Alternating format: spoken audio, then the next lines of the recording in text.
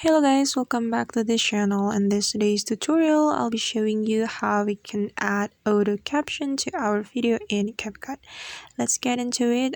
First of all, open your CapCut and then import your video that you want to add the auto caption. And here I have imported my video. And if you want to add auto caption, we just have to click on this text option. And then we have to choose auto caption right here.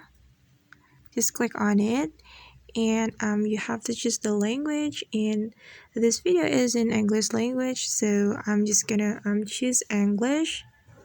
And we can also choose the template of the caption, and I'll go with this template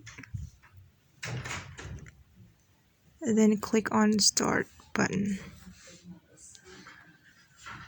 and wait until it's 100%, guys.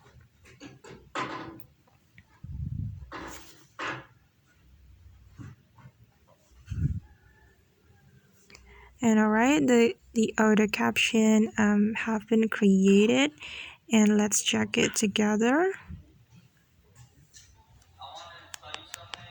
That I now understand, because I've seen this word so much, but fans told me what it really means now.